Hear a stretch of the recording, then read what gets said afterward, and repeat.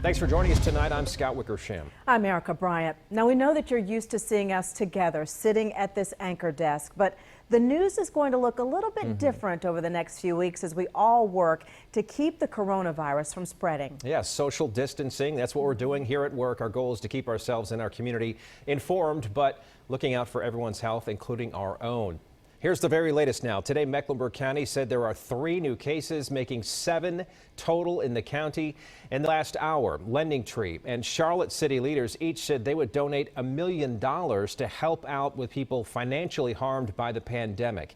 In the past 90 minutes, the city of Monroe declaring a state of emergency. That includes a curfew for children younger than 16, not allowed in public places between 11 o'clock at night and 7 o'clock in the morning. Across North Carolina, there are 36 cases. Across 14 counties, the state lab says now it has enough supplies to test 1,300 people. And in South Carolina, we learned someone has died after getting coronavirus. The state says a resident at a Lexington nursing facility passed away, the first death in the state. There are 33 total cases statewide there. Late this afternoon, President Trump called on people to avoid gatherings of 10 or more. He said to avoid bars, restaurants, food courts, and encouraged online schooling across the country. If everyone makes this change or these critical changes and sacrifices now, we will rally together as one nation and we will defeat the virus, and we're going to have a big celebration all together. Well, those new guidelines will have a direct impact on local businesses. Our Jason Stujenki always watches out for your money, but also looking out for businesses as well. Jason, a lot of businesses are really going to be affected by this and their workers.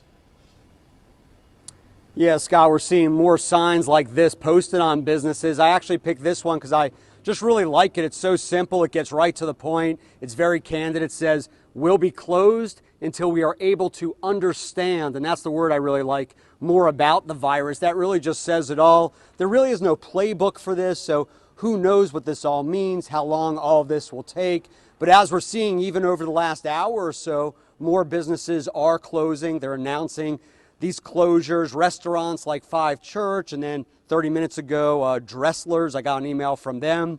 Breweries like Sycamore, where we are live right now. Movie theaters, you mentioned Regal just a little while ago. Stores like Girl Tribe down in South End, all closed. Now, Girl Tribe, that's an interesting case. It was supposed to have a big show at the convention center, 150 to 200 vendors, about 5,000 customers.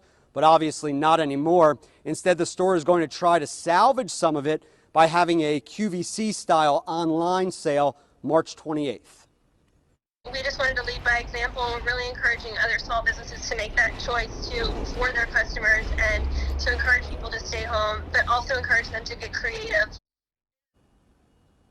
And guys, I'll tell you, you really have to feel for all the workers at these businesses, all these workers in the service industry. Think about all the stores, the retailers, the restaurants, the movie theaters.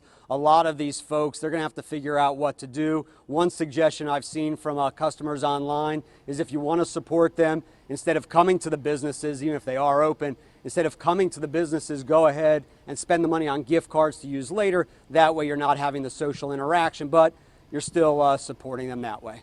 It's a good way to get them revenue and then cash it in down the road. Good point, Jason. Good idea there. We do have some breaking news. We just learned that Iredell County now does have its first confirmed case of the virus. We're hearing that person is in isolation, and as always, they want to see who they were in contact with. But we can expect this to happen really by the minute as these cases start to grow. But the first case in Iredell County. On Wall Street today, the Dow dropped down almost 3,000 points and had just a really bad day, down 13%. The single biggest point drop in history. It was down all day, but it fell further as the president late this afternoon talked about the chance of something that, frankly, economists have been talking about for the past week, is that we could be heading toward a recession because of this virus.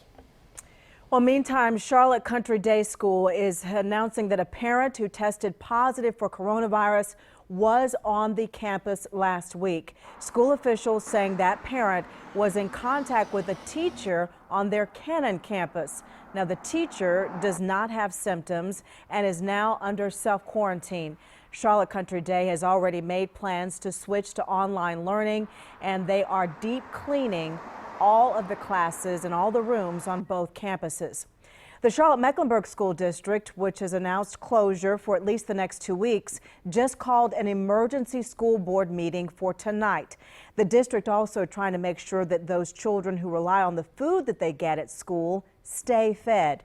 Our education reporter Elsa Gillis is joining us now live with how the district is approaching all of these new challenges. Elsa? And Erica, at that emergency meeting, we expect to get an update on the coronavirus situation as it relates to our schools. They're also set to address a school calendar change. That's likely about spring break. And we could learn more about how the district plans to teach kids remotely over the next 2 weeks. Another big update from CMS leaders today was about getting meals to students in need. Thousands of students rely on both breakfast and lunch in school every day. Today, the superintendent announced that starting tomorrow, they'll be providing both breakfast and lunch to all students who need them at 70 sites around the county. The meals will be packaged for takeout only and given in a drive-through fashion between 10:30 in the morning and 12:30 in the afternoon. Children must be there to get those meals. On top of that, the district is continuing to figure out how to educate kids from home. Students and parents here at Matthews Elementary today stopped by to get Chromebooks and packets as families face this new reality and balance. Luckily, a lot of my work is from home, so I've been able to kind of hunker down, and we haven't really been able to leave the house much. Stocked up on groceries yesterday, so we're just kind of getting ready to stay at home for the next couple weeks and try to keep the kids busy. And they're crazy. Yeah, a lot of walks. They've been forthcoming and constantly providing us with information and updates. They're providing for kindergarten through second grade packets to continue education, just to make sure that things keep going forward, not to interrupt their learning process. So I know that all staff across the district reported to work today. I'm told teachers were focused on technology inventory, talking about virtual learning, and figuring out which students might need a device or access to the internet. The superintendent did say today that schools would be open tomorrow for students to pick up their belongings. I expect to see some sort of plan come together shortly about how this virtual learning will work. Now, it seems that a lot of communication is coming to parents from their schools and principals specifically, so be on the lookout for those messages. Back to you guys in studio. Yes, Elsa, as a CMS parent, I've been getting those calls from the superintendent on my phone. They're sending emails to all of us as parents as well, so they are keeping the communication flowing. Thank you for the latest update as well. Coming in just the past 20 minutes, the CMS Foundation has announced a relief fund. They plan to raise money and work with the district to support critical needs and learning during this time. The CMS Foundation is the nonprofit partner of Charlotte-Mecklenburg Schools. At this point, CATS has not made any change to the bus and light rail schedule. Today we found riders out there on the platform as they normally do. Got to get to work. Our Blaine Tollison, though, has been asking CATS exactly what they're doing to keep public transit clean. We have heard from drivers who don't necessarily want to be on camera, but they are concerned about sick passengers getting on board, and they are also concerned about passengers being within close proximity to one another. CATS has hundreds of buses, vans, and other vehicles along with the light rail cars to keep track of and keep clean. I went around to some bus stops and light rail stations, including the transit center uptown. And as a note, Uptown is practically a ghost town with all the businesses being closed, but the main light rail platform did get busy at times, especially as people got on and off. Riders told me there is not hand sanitizer or anyone telling them to space out. On the buses, I did see some drivers wearing rubber gloves. Many of the buses were parked uptown, some with the display reading "not in service." Previously, CATS has reported that it provides rubber gloves to employees and hand sanitizer, but it has not been mandated. I did hear from CATS officials today, and they told me that they are going to continue their contamination protocol, disinfecting all of those hard surfaces, and that they are taking the advice from the CDC as well. As far as passengers, they say at this time there's no plan to provide hand sanitizer or hand washing stations at their transit stops.